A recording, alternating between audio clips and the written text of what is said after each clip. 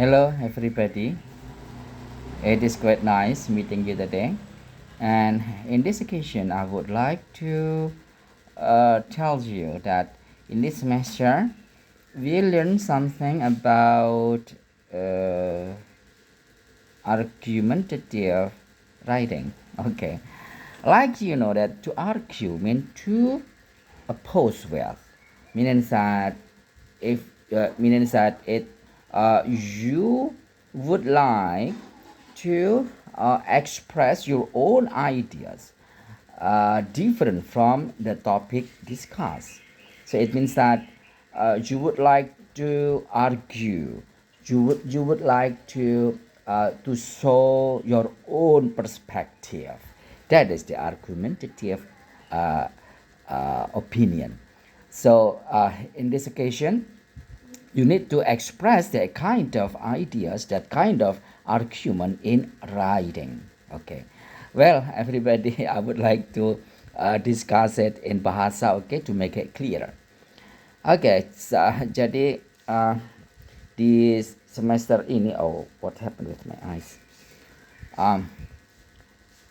Oke, jadi semester ini kita membahas tentang argumentative writing.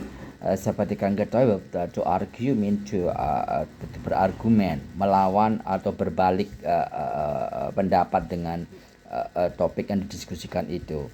Nah, di sini baik, saya mau bahas sebentar ya. Oke. Jadi begini, argumentative writing.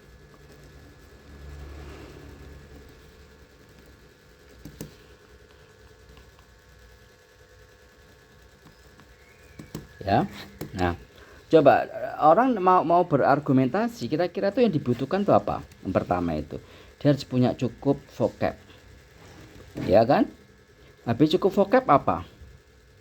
Dia harus bagus, karena bahasa tulis ya. Ini bukan bahasa lesan loh ya. Bukan bahasa speaking loh ya. Ini written.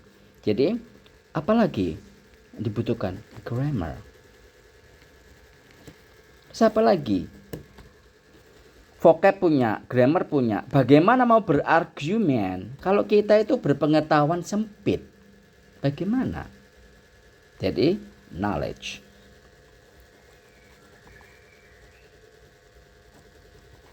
Siapa lagi terakhir? Punya pengetahuan sih. Pengetahuan punya, grammar punya, vocab punya. Apa?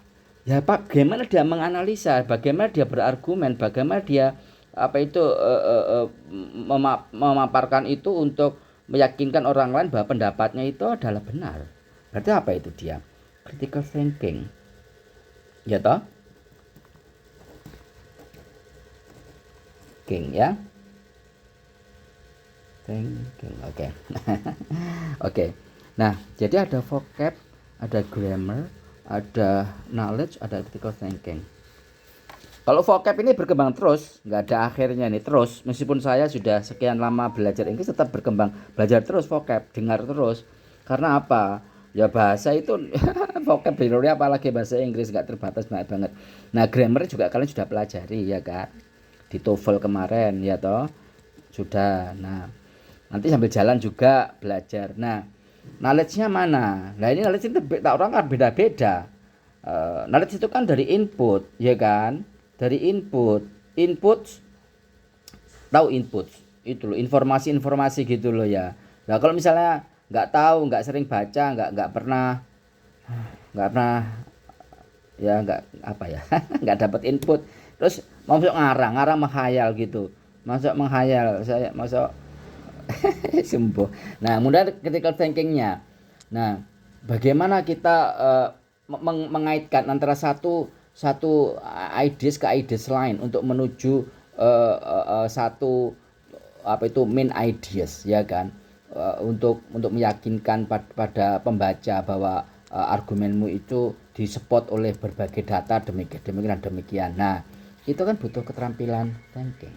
Semua ini everybody, kemampuan ini kita perlukan, yaitu dengan menirukan, menyontoh. Pertama itu menyontoh dulu, baru bisa oh ngerti aku jadi begitu, begitu akhirnya berkembang. Karena bahasa itu menyontoh, menirukan, ya kan? Nah, terus bagaimana untuk melakukan semua ini, everybody? Tentu saja, misalkan saya nggak punya pengetahuan, gimana Pak? Kelenger dong, harus cari info-info sana kemari. Terus hubung-hubungkannya gimana Pak? Saya nggak ngerti, nggak tahu itu gimana hubung-hubungkannya kayak apa. Problem. Nah, itulah everybody.